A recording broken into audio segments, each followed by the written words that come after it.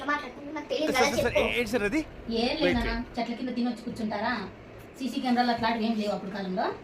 వీళ్ళే తిని కూర్చుంటారే, వాళ్ళే కూర్చుంటారు అనమాట. కూర్చొని దాంట్లో ఆయన అనుకో వాళ్ళ గురించి వీళ్ళు మాట్లాడుకుంటారు. వీళ్ళు చూసుకోరు, ఆయన గురించి వీళ్ళు మాట్లాడతారు. ఏమంటే ఆయన పని విందో ఇంకేమన్నా విందో వాళ్ళు ఎవరైనా బండ్లు అట్లా పైన అనుకో, ఆయన మన ఫోన్లో మాట్లాడుతున్నామా హ్యాపీ వచ్చి ఎక్కించుకొని పోతాడు. ఏం పనే పాట మొగుడు తిని కూర్చోబెట్టి సాగుతుంటాడు.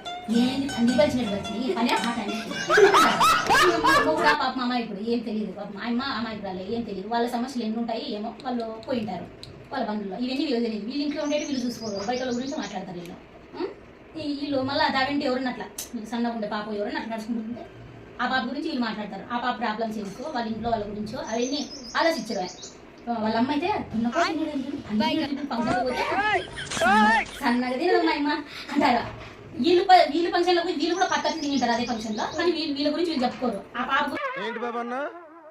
గురించి వాళ్ళ అమ్మ గురించి వీళ్ళు మాట్లాడతారు. అట్లా అది వీళ్ళ బిహేవియర్ అనమాట. ఇది ఏదో ప్రాబ్లం వాళ్ళ జీన్స్ ప్రకారం అట్లా వచ్చి కొంచెం సన్నగా ఉంటారు అనుకో. వాళ్ళ అమ్మ తిని లావేండదు, వాళ్ళ బాడీని బట్టి వాళ్ళు లావేంటారు అంతే. ఇంకొన్ని విషయాలు ఏమంటే పద్దలు లేచి వరకు పోయే వాళ్ళు ఉంటారు మొగోళ్ళు. వాళ్ళ గురించి కూడా వీళ్ళు మాట్లాడుకుంటారు. వీడైతే రోజు తింటాడమ్మా మటన్ చికెన్ సన్నగా తినడు, ఏమొద్దా పని పోతాడు, ఇంకా వాడు రోజు పనికి పోతాడమ్మా, ఒక్క రోజు కాదు ఉన్నాడు ఇప్పిసినా నాకు ₹1 ఖర్చు పెట్టాడు వీళ్ళకి. అంటే ఇలా ఖర్చు పెడితే వాడు మంచోడు, ఖర్చు పెట్టుకోకుండా అట్లా అనమాట. ఇదే మ్యాటర్ జరుగుతుంది. టెన్షన్ కాదు కదా, ఇంకా వాళ్ళు ఇట్లా వీళ్ళు ఇట్లా వాళ్ళు ఇట్లా వీళ్ళు ఇట్లా అంటారు, కానీ వాళ్ళ గురించి వాళ్ళు చెప్పుకోరు ఎవరికి. అదేనా మ్యాటర్.